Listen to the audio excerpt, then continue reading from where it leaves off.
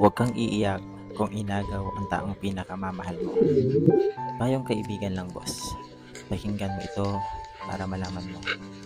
Hindi mo kailangang magmakaawa o umiyak kung inagaw man ng iba ang taong pinakamamahal mo. Pabayaan mo siya kung inagaw ng iba. Tandaan mong hindi iyan sasama sa iba kung talagang ikaw ang mahal niya. Hindi iyan maghahanap ng iba kung ikaw ang gusto niyang makasama. Kaya hindi mo kailangan pag-aksayahan ng oras ang taong alam mo namang hindi ka kayang ipaglaban. Masakit, di ba? Masakit talaga minsan ang katotohanan. Pero mas masakit ang magtanga-tangahan. Handa mo yan. God bless.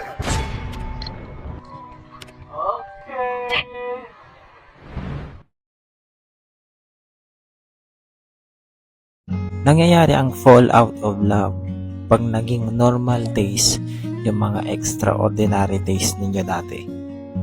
Pag wala na yung element of surprise. Pag nagiging boring na kasi parang walang bago, away bate, wala na yung dating bonding at kilig. Nangyayari ito sa mga matatagal na magkasama o magkarelasyon. Ang ending, pag may nakikilalang bagong tao, yung excitement or yung kilig na nararamdaman natin napupunta doon sa bagong tao. Kasi ganun naman talaga eh. Sa umpisa lang masaya. Kaya nagkakaroon ng third party. Pero hindi ko naman nilalahat. Kaya para sa akin, dapat laging mayroong open communication. Dapat palaging mayroong sweetness at effort sa isa't isa. Kahit maliit na bagay pa iyan. Consistent ka dapat sa partner mo. Dapat andoon tayo sa part na lagi nating nilook forward makita yung partner natin kahit nasawang-sawa ka na sa pagmumukha.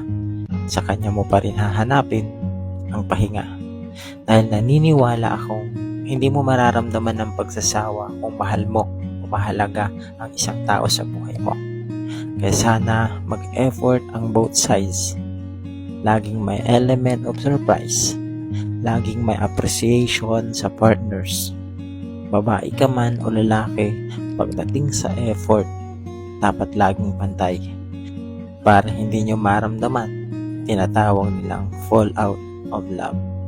At ang relasyon ninyo ay humaba pa at tumagal. Tandaan mo yan. God bless.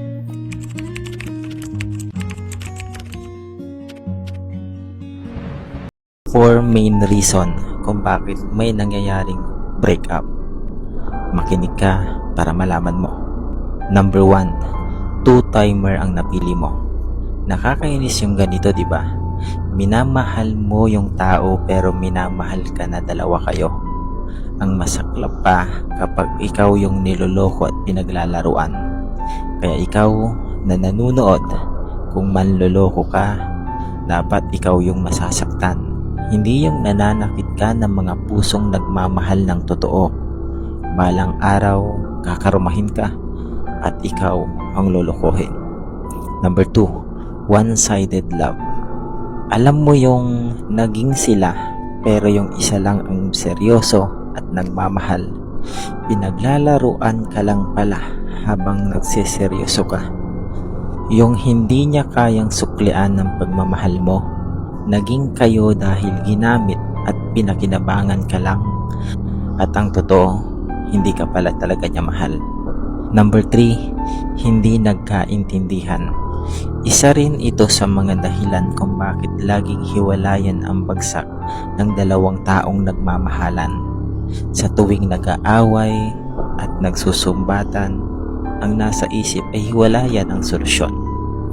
Hindi sila nagkakaintindihan at walang umiintindi sa nararamdaman ng bawat isa. Kaya humahantong na lang sila sa tinatawag nilang break up. Walang manloloko sa kanila pero wala ring gustong umunawa. Kung iintindihin sana nila yung bawat isa, maayos ang problema. Ang kaso, walang pagkukusa. Number 4, masyadong ma-pride. Walang may gustong magbaba ng pride nila. mas mahalaga ang pride kaysa sa taong mahal nila. Hindi nila iniisip na nagmamahalan sila at hindi sila naglalaba. Kung gusto mo ng pangmatagalan na relasyon, dapat wala yung pride na iyan. Tiwala at pangunawang ibinibigay. Walang patutunguhan kung parehong mataas ang mga pride ninyo dahil hahantong lang iyan sa tinatawag nilang hiwalayan. Ilan lamang ito sa alam kong rason kung bakit ang dalawang taong hanggang sa dulo sana ay magmamahalan. Kaso, nauuwi lang ito sa isang masakit na hiwalayan.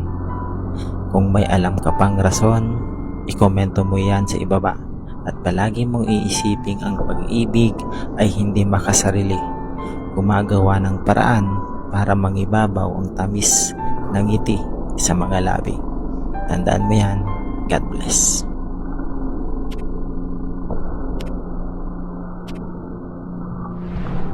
Six signs na hindi ka emotionally safe sa relasyon mo.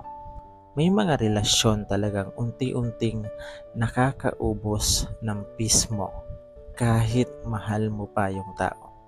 At minsan, hindi mo agad napapansin na hindi ka na pala emotionally safe. Kaya makinig ka para malaman mo. Number 1, pinipili mo ng manahimik kaysa maging honest. May mga gusto kang sabihin pero inuunahan ka ng takot. Takot na baka mauwi lang sa away o misunderstanding. Number 2, lagi kang naka-survival mode emotionally.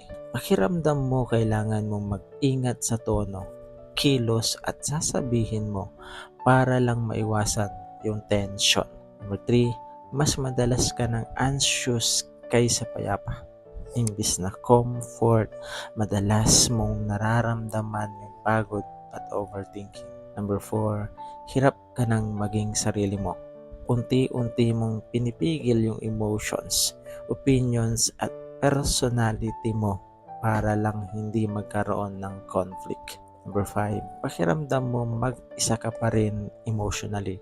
Kahit may relasyon kayo, dala mo pa rin lahat internally. At doon mo marirealize ang healthy na relasyon nakakapagbigay ng emotionally safety, hindi dagdag bigat sa iyong isipan. Number 6, i-follow mo ako para malaman mong deserve mo ng connection na nakakapagpaluwag ng pakiramdam mo, hindi yung lagi kang tense emotionally. Tandaan mo yan.